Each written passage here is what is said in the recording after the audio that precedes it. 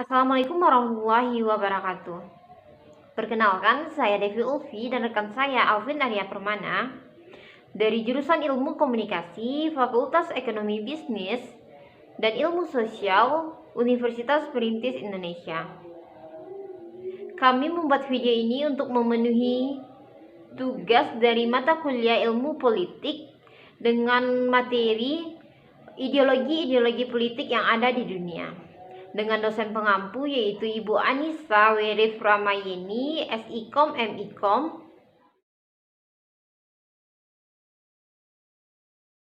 Baiklah, saya akan menjelaskan tentang ideologi-ideologi politik. Yang pertama yaitu liberalisme atau liberal. Adalah sebuah ideologi, pandangan filsafat dan tradisi politik yang didasarkan pada pemahaman bahwa kebebasan dan persamaan hak adalah nilai politik yang utama. Secara umum, liberalisme menciptakan suatu masyarakat yang bebas, dicirikan oleh kebebasan berpikir bagi para individu. Paham liberalisme menciptakan adanya pembatasan khususnya dari pemerintahan dan agama.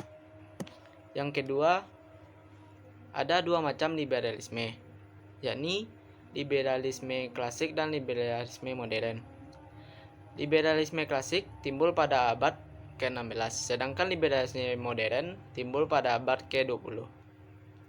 Namun, bukan berarti setelah adanya liberalisme modern, liberalisme klasik akan hilang begitu saja atau tergantikan oleh liberalisme modern. Karena hingga kini nilai-nilai liberalisme klasik itu masih ada. Liberalisme modern tidak mengubah hal-hal yang mendasar, hanya mengubah hal-hal lainnya atau dengan kata lain. Intinya, liberalisme modern tidak merubah, hanya ada tambahan-tambahan saja. Kapitalisme. Pada awalnya, sistem kapitalisme dianggap sebagai sebuah sistem yang dapat mensejahterakan manusia, namun pada perkembangannya justru melahirkan penindasan. Soekarno berpendapat bahwa sistem kapitalisme merupakan corak produksi yang memisahkan buruh dengan alat produksi serta menyengsarakan buruh. Soekarno juga menjelaskan bahwa kapitalisme akan melahirkan kolonialisme dan imperialisme sebagai bentuk lanjutannya, sehingga terjadi penindasan bangsa dan bangsa. Yang ketiga yaitu Marxisme.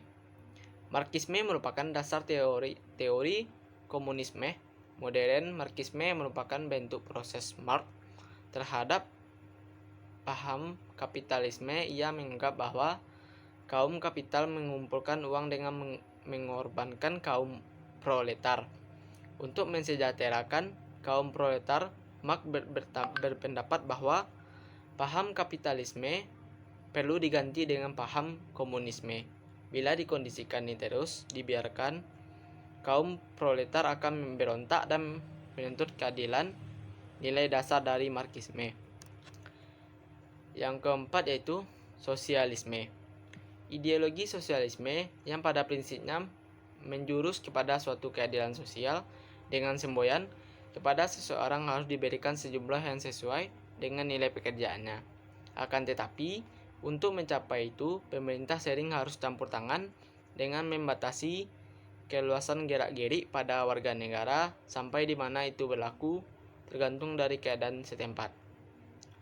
Sosialisme adalah salah satu ideologi yang berpengaruh besar dalam dunia politik internasional di sekitar abad ke-19. Sosial demokrasi. Sosial demokrasi adalah sistem ideologi politik yang dimana dari rakyat, oleh rakyat, dan untuk rakyat. Hal tersebut juga dikemukakan oleh Abraham Lincoln.